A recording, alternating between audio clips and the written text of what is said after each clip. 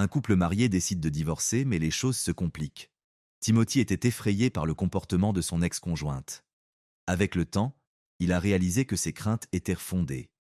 Larissa, quant à elle, a vécu un divorce très difficile, dont l'argent était la principale source de discorde. Refusant de partager ses biens avec son ex-mari, elle a pris une décision qui a changé le cours des choses. Larissa Forman est née le 1er janvier 1960 dans une ferme de Clarence, dans le Missouri, aux États-Unis. Fille de Charles et Diane Forman, elle mène une vie tranquille dans la ferme familiale. Elle a été une excellente étudiante et assistante à l'Université du Missouri. Elle s'y est également spécialisée en biochimie.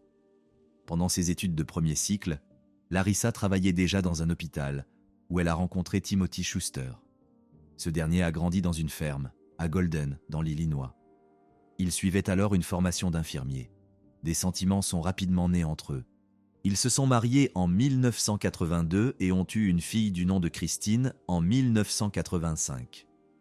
4 ans plus tard, Larissa a trouvé un emploi intéressant et bien rémunéré dans un laboratoire de recherche de Fresno, en Californie. C'était une opportunité qu'elle ne pouvait pas laisser passer, et la jeune famille s'est donc installée dans cette ville. Tout se passait très bien pour Larissa au travail. C'était à la fois une professionnelle confirmée et une entrepreneuse. Elle a donc rapidement ouvert son propre laboratoire de biochimie agricole. En 1990, le couple a eu son deuxième enfant, un garçon du nom de Tyler. Pour Larissa, cela représentait un véritable défi d'assumer toutes ses responsabilités. La maison, les enfants, la nouvelle entreprise, tout l'épuisait. La femme quittait la maison tôt le matin et rentrait tard le soir, manifestement très épuisée. Tim et elle ont alors convenu qu'il mettrait sa carrière entre parenthèses pendant un certain temps pour s'occuper des enfants et des tâches ménagères. Cet arrangement a fonctionné pendant un certain temps, mais l'homme a ensuite voulu reprendre le travail. Au début, il projetait de réaliser des sessions de travail courtes à l'hôpital, ce qui lui permettrait de dégager du temps pour s'occuper de ses enfants et de gérer d'autres tâches ménagères. Le travail du couple a commencé à porter ses fruits et peu après l'ouverture de l'entreprise, ils ont emménagé dans une grande maison luxueuse. Tout semblait aller pour le mieux et ils étaient considérés comme la famille parfaite par tous. Mais derrière les portes closes, la situation était tout autre. Après 21 ans de mariage, la relation entre les deux époux s'est littéralement détruite. L'argent était sans doute la principale cause de toutes leurs disputes. Ce n'est pas parce qu'ils n'en avaient pas assez. Ils en avaient même beaucoup. Larissa a investi des centaines de milliers de dollars dans le développement de son entreprise et Tim n'est pas en reste. Grâce à ses congés maladie et à quelques emplois supplémentaires, il parvenait à économiser environ 80 000 dollars par an. Tout cela leur a permis de vivre confortablement. Cependant, comme Tim gagnait 2 fois moins que sa femme, celle-ci se plaignait de son conformisme et de son manque d'ambition. En 2001, la femme a même reconnu avoir trompé son mari en 1993. En 2002, Christine, la fille aînée du couple, a commencé à vivre avec ses grands-parents maternels. Elle voulait ainsi se rapprocher de l'université où elle avait choisi d'étudier, mais aussi s'éloigner de l'atmosphère tendue qui régnait dans la maison. Au cours de la même année, le couple Tim et Larissa a divorcé. Durant la procédure de divorce, le couple se heurte à 2 points de désaccord majeurs: la garde de Tyler, leur fils cadet, et le partage de l'épargne. En février 2002, Larissa a déposé une demande de divorce ainsi qu'une seconde demande concernant la garde de leur fils. La femme n'entend pas renoncer à tout ce qu'elle estime avoir gagné grâce à ses efforts. Elle accusait également Tim d'être incapable de gagner de l'argent. Dès le début du processus, le couple a décidé de diviser leur maison en 2 parties égales. La taille du terrain le permettait. Mais par la suite, Larissa a souhaité garder la maison pour elle seule. Selon elle, Tim n'avait pas le droit de profiter de la prospérité qu'elle avait créée seule. Tim ne partageait toutefois pas cet avis. Il a déclaré qu'il n'avait pas contribué financièrement à l'achat de biens matériels tels qu'une maison ou une voiture, mais qu'il avait tout de même participé à l'éducation des enfants et à l'entretien de la maison. Il a également déclaré que le fait qu'il soit resté à la maison et qu'il se soit occupé de toutes les tâches ménagères avait été un soutien très important pendant le développement de la carrière de Larissa. C'est la raison pour laquelle elle a pu se consacrer au développement de l'entreprise et à la croissance de la richesse de la société. Tim a également déclaré que, parce qu'il devait rester à la maison pour soutenir le rêve de sa femme, il n'avait pas pu poursuivre sa carrière, même s'il l'aurait voulu. C'est la raison pour laquelle il a déposé une demande reconventionnelle et réclamé une indemnisation de $1 million. Après le dépôt de cette demande reconventionnelle par Tim contre Larissa, leur cohabitation est devenue tout simplement insupportable. En juillet de la même année, il a emballé ses affaires et a déménagé dans son propre appartement. À cette période, Larissa était absente et l'homme a décidé d'emporter avec lui plusieurs meubles qui, selon lui appartenaient également. Lorsque la femme est revenue et qu'elle s'en est rendue compte, elle a piqué une crise. Elle a même dit à des amis et à des collègues qu'elle souhaitait la mort de Tim. Selon elle, rester veuve serait bien mieux que d'avoir à subir toutes ces procédures de divorce. Larissa a également déclaré qu'elle ferait tout ce qui était en son pouvoir pour prendre à Timothy ce qu'il avait. Elle a demandé à une collègue, Leslie, de lui rendre service et de louer un box sécurisé près du laboratoire, sous prétexte qu'elle voulait mettre certaines choses hors de portée de Tim. Leslie a immédiatement répondu à la demande de Larissa et a loué le box à son nom, puis lui a donné le code pour qu'elle ait un accès permanent à l'endroit.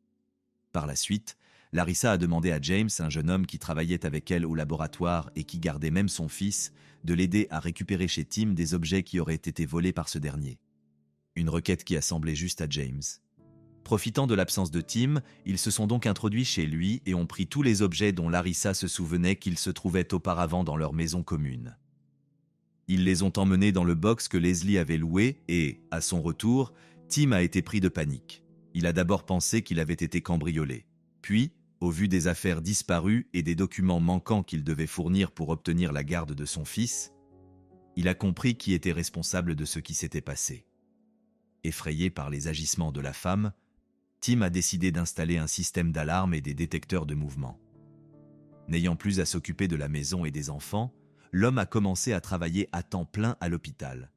C'est à ce moment-là qu'il a confié à des collègues qu'il était effrayé par le comportement de Larissa et qu'il avait obtenu un permis de port d'armes pour se protéger. Peu de temps après, Larissa a obtenu la garde de Tyler dont elle voulait s'occuper. Celui-ci ne pouvait voir son fils que 2 fois par mois, pendant le week-end. Le mercredi 9 juillet 2003, Tim, âgé de 45 ans, dîne avec ses amis Mary, Victor et Bob. Cette réunion n'est pas très joyeuse, car Mary et Tim apprennent leur licenciement de l'hôpital ce jour-là en raison d'une réduction d'effectifs. Le lendemain, ils devaient avoir une conversation au sujet de ce licenciement au sein du département des ressources humaines. Après le dîner, Tim et Mary décident de prendre le petit déjeuner ensemble le matin avant d'aller à l'hôpital. Après avoir échangé leurs derniers mots, ils regagnent leur domicile. C'est la dernière fois que les amis voient Tim vivant.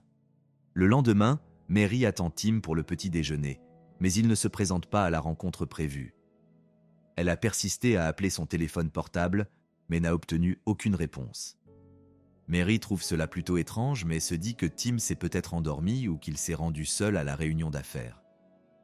Finalement, Mary se rend à la réunion de licenciement au centre médical, mais Tim ne s'y est jamais présenté.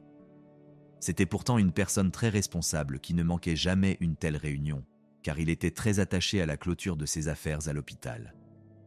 Mary, très nerveuse, appelle Bob et Victor, car après tout, ce sont les dernières personnes avec lesquelles Tim a passé la nuit précédente. Victor décide alors de se rendre à l'appartement de Tim. Il frappe à la porte d'entrée, mais personne ne répond. À l'extérieur de l'immeuble, il remarque la voiture de son ami garée sur le parking. Il regarde à l'intérieur et remarque que le téléphone portable, le portefeuille et la montre de Tim s'y trouvent. C'était étrange, car Tim ne quittait jamais son téléphone. Il appelle Mary pour lui raconter ce qui s'est passé et ensemble, ils décident d'aller voir la police. Il craignait que Tim ait mis fin à ses jours, d'autant qu'il venait de subir un divorce et un licenciement. Ses amis voulaient que la police se rende dans l'appartement pour voir si Tim s'y trouvait. Mais la réponse des policiers les laisse pantois. Il fallait attendre 24 heures pour que l'homme soit officiellement considéré comme disparu. Et c'est seulement après ce délai qu'ils ont pu commencer à le chercher. Ils n'avaient pas d'autre choix que d'attendre. Ce jour-là, Tim n'est pas non plus allé chercher son fils Tyler qu'il devait rencontrer. Il devait aller le chercher au salon de manucure où Larissa avait l'habitude de se faire les ongles. La manucure a remarqué que Larissa avait l'air très heureuse, même si elle semblait nerveuse. Elle transpirait beaucoup et avait donc du mal à appliquer le vernis sur ses ongles. 24 heures après la disparition de l'homme, et compte tenu du fait que Tim n'était pas venu chercher Tyler, la police a d'abord perquisitionné son appartement. Les policiers ont trouvé un pistolet dissimulé sous le coussin d'une chaise. Il était évident que l'homme avait peur de quelque chose. En examinant sa mallette, ils ont trouvé un petit magnétophone avec une cassette. D'après la liste des appelants de son téléphone, le dernier appel avait été passé à 14 heures le jour de sa disparition et provenait du téléphone de son ex-femme. Larissa a donc été la première personne à être interrogée. Au cours de l'interrogatoire, la femme a parlé des difficultés auxquelles elle a été confrontée à cause de son divorce avec son mari et a reconnu que sa dernière conversation avec Tim avait eu lieu quelques jours avant que l'homme ne vienne chercher Tyler. Larissa avait prévu que Tyler l'accompagnerait à Disneyland, puis dans le Missouri pour rendre visite à ses parents après un week-end avec son père. Comme Tim n'est pas venu chercher son fils et qu'il n'a pas répondu à ses appels, elle l'a ramené chez elle. Larissa a également déclaré que le dernier appel qu'elle a passé était à 10h30 le 9 juillet. Elle a également déclaré qu'elle s'était endormie sur le canapé, son téléphone à la main, en regardant un film, et qu'une fois réveillée, elle avait constaté qu'un appel en numérotation rapide vers le numéro de son ex-mari avait été passé tôt ce matin-là. Les deux enquêteurs lui ont demandé de leur remettre son téléphone portable, mais Larissa a affirmé qu'elle l'avait oublié chez elle. Cette affirmation semblait très étrange. L'un des agents est alors sorti prendre l'air. Il a remarqué que la voiture de Larissa était garée devant l'entrée et que son téléphone portable se trouvait à l'intérieur. Le policier a alors composé le numéro pour s'assurer qu'il s'agissait bien du téléphone de Larissa. Il a rapidement conclu que la femme dissimulait une information. Finalement, l'enquêteur est revenu dans la salle d'interrogatoire et a annoncé à Larissa que son téléphone se trouvait dans la voiture. Elle est allée le chercher, et c'est à ce moment-là que son comportement a changé. Elle est devenue visiblement nerveuse, et ses mains ont commencé à trembler. Le policier lui a alors demandé de le laisser examiner. C'est ainsi qu'ils ont su que le numéro de Tim n'était pas en numérotation abrégée. Elle n'a donc pas pu l'appeler par erreur. Finalement, Larissa a fini par avouer qu'elle avait menti. Elle a expliqué qu'elle avait appelé Tim ce matin-là pour confirmer qu'il viendrait chercher Tyler. Mais après cela, elle n'a plus jamais entendu parler de lui. Malgré ces mensonges, la police a déclaré qu'elle n'avait pas de preuves pour maintenir la femme en détention et l'a relâchée après avoir examiné l'historique de ses appels. Ils ont remarqué que Larissa avait appelé régulièrement le même numéro ces derniers jours. Lorsqu'ils ont identifié le propriétaire du numéro, il s'est avéré qu'il appartenait à Jamie Favone. Rappelons qu'il s'agit du même homme qui avait aidé Larissa à déménager de l'appartement de Tim, il y a quelques semaines. La police voulait connaître le contenu des appels entre James et Larissa. Ils ont appelé l'homme, qui n'avait que 21 ans à l'époque. Après quelques questions, il a fini par craquer et leur a raconté ce qui s'était passé. Selon lui, Larissa a mis fin au jour de Tim le matin même en l'appelant. James a également déclaré à la police que Larissa lui avait demandé de retourner à l'appartement de Tim pour une deuxième fois après qu'ils y avaient récupéré des objets. Elle lui aurait dit que Tim l'avait à nouveau volé et qu'elle voulait juste récupérer quelques affaires. James a cru tout ce qu'elle disait et a donc accepté de l'accompagner. De plus, Larissa lui a offert $2000 en guise de récompense. Elle lui a également demandé de lui acheter un pistolet paralysant. Elle lui a dit de le prendre pour se protéger davantage au cas où Tim deviendrait agressif. James a fait exactement ce que Larissa lui avait demandé. Il a révélé qu'il s'était rendu chez Tim ce matin-là. Larissa a sonné, Tim l'a fait entrer. C'est à ce moment-là que Larissa a pris le pistolet électrique et immobilisé son ex-mari. Il a déclaré qu'il ne savait pas ce qui allait se passer ensuite entre eux. Du moins jusqu'à ce que cette dernière lui demande d'amener Tim chez elle. À ce moment-là, un tonneau se trouvait déjà dans la baraque de cette dernière et elle a commencé à le remplir d'acide. James a déclaré à la police qu'ils avaient placé Tim dans le tonneau et qu'ils pensaient que l'homme était encore en vie au moment où ils l'ont fait. Les enquêteurs ont cru à ces informations et ont confirmé que la femme avait effectivement acheté un énorme tonneau quelques jours avant l'incident, puis l'avait fait livrer au laboratoire avant de le stocker dans un hangar de la propriété. Elle avait également acheté de grandes quantités d'acide chlorhydrique et d'acide sulfurique. Au total, 4 caisses de 6 bouteilles chacune ont été achetées. 3 caisses d'acide chlorhydrique et une caisse d'acide sulfurique. Dans le même temps, l'entreprise de Larissa n'a pas utilisé plus d'une bouteille par an pour désinfecter certains instruments du laboratoire. De plus, l'une des collègues de Larissa a rapporté qu'elle était arrivée au travail après 10 heures ce vendredi 10 juillet. Elle a déclaré que ses muscles étaient endoloris après sa séance d'entraînement, mais ce fait était très étrange car elle arrivait toujours beaucoup plus tôt que les autres. Après plusieurs heures passées dans le laboratoire, Elle a signalé qu'elle devait s'absenter en raison d'une urgence et n'a plus été aperçue ce jour-là. Par la suite, la police a obtenu un mandat de perquisition pour la maison, le laboratoire et la box louée. Une grande boîte contenant 6 bouteilles d'acide vide a été retrouvée dans les ordures à l'extérieur de la maison de cette dernière.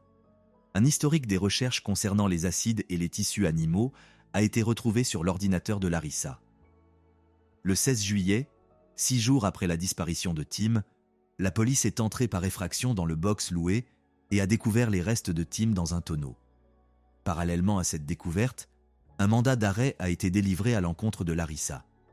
La femme a été arrêtée à l'aéroport alors qu'elle revenait de Disneyland avec son fils et se dirigeait vers la maison de ses parents dans le Missouri. Mais Larissa avait sa propre version des faits. Elle a accusé James. Selon elle, il lui aurait demandé de se rendre chez Tim pour le cambrioler, mais ils les ont repérés. Elle l'a donc aidé à se débarrasser du corps. Pendant ce temps, l'examen médico-légal de la dépouille de Tim était en cours.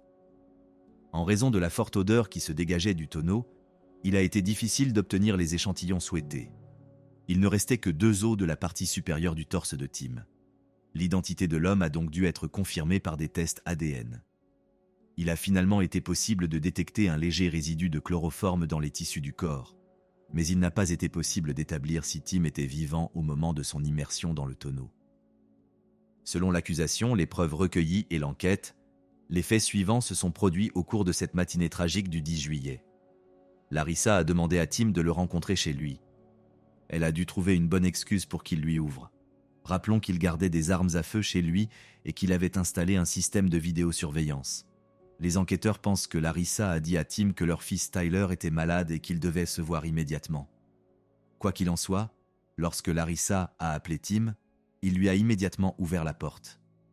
Pendant ce temps, James se cachait dans un endroit isolé inaccessible aux caméras de Tim. Lorsqu'il a ouvert la porte, James est immédiatement sorti de sa cachette et lui a donné un coup de poing. Larissa a utilisé un pistolet paralysant à son tour. Bien que la police ne sache pas exactement ce qui a causé la mort de Tim, elle est certaine que les 2 agresseurs ont soulevé la victime et l'ont portée jusqu'à la voiture. La tâche était déjà difficile en raison de la grande taille de Tim. Après être montés dans la voiture, ils se sont rendus à la maison de Larissa et sont entrés dans la baraque déjà mentionnée. Comme l'avait dit James, ils ont mis Tim dans un tonneau et Larissa a commencé à verser de l'acide à l'intérieur. Les pieds de Tim dépassèrent le tonneau. Selon le témoignage de James, Larissa a dû les couper. Comme il ne restait aucun os du bas du corps de Tim, cette information n'a pas pu être confirmée. Mais en fin de compte, le seul élément dont il disposait était le témoignage de James. Par la suite, Larissa a demandé à James de fermer le tonneau et de l'emmener dans la baraque. James a obéi à tout ce que la femme lui a demandé. Larissa est ensuite allée travailler et, quelques heures plus tard, est allée nettoyer le reste des preuves. James a également été arrêté par les autorités et, en novembre 2006, le procès a débuté. Il a été le premier à être jugé. La défense a insisté sur le fait qu'il avait très peur de Larissa, qu'elle l'avait menacé et qu'il avait toujours agi comme un criminel. Finalement, James a été acquitté du chef d'accusation d'enlèvement, mais reconnu coupable de meurtre au 1er degré et condamné à la prison à vie, sans possibilité de demander une libération conditionnelle. Cette condamnation a été une bonne nouvelle pour Larissa. Le jeune homme n'allait pas témoigner au tribunal, car il était occupé par son appel. Le bureau du procureur n'avait toutefois rien à lui offrir non plus, puisqu'il avait déjà été condamné à la réclusion à perpétuité. Autre bonne nouvelle pour Larissa, le juge a refusé de laisser l'accusation présenter un enregistrement des aveux de James lors du procès. Il a déclaré que cela n'avait pas beaucoup de sens, car la défense n'aurait pas eu l'occasion de parler à James et de l'interroger. Le 22 octobre 2007, le procès s'est ouvert devant un jury composé de 9 femmes et de 3 hommes qui décideront du sort de Larissa. La défense de Larissa a rejeté la responsabilité sur James. D'après le rapport d'un psychiatre légiste, Larissa est exceptionnellement traumatisée et victime d'abus émotionnels de la part de Tim. Larissa a reconnu avoir effectivement parlé à plusieurs personnes de son désir de voir Tim mort. Elle a toutefois affirmé que c'était sa façon d'échapper à la pression psychologique qu'elle ressentait à la suite du procès intenté par Tim pour la garde de leur fils et de sa demande d'1 million de dollars. Elle a toutefois ajouté ne pas avoir vraiment pensé à cela. Larissa s'est exprimée devant le tribunal en faisant la dernière déclaration qu'elle avait faite à la police. Elle a déclaré que James était venu chez elle le 11 juillet, un jour où Tim était censé se rendre à une réunion de travail, et où ses amis avaient signalé sa disparition à la police.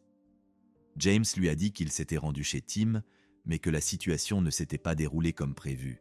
Il avait utilisé une force excessive et l'homme était mort après avoir reçu le choc du taser. Larissa a déclaré au tribunal qu'elle était horrifiée par ce qu'elle avait entendu. Elle n'arrivait pas à penser clairement et n'avait pas envisagé de porter plainte contre James auprès de la police. La seule chose qui l'importait, c'était d'aider le jeune homme. Elle s'est alors souvenue du tonneau dans lequel elle avait stocké les litres d'acide chlorhydrique et sulfurique qu'elle avait achetés plus tôt.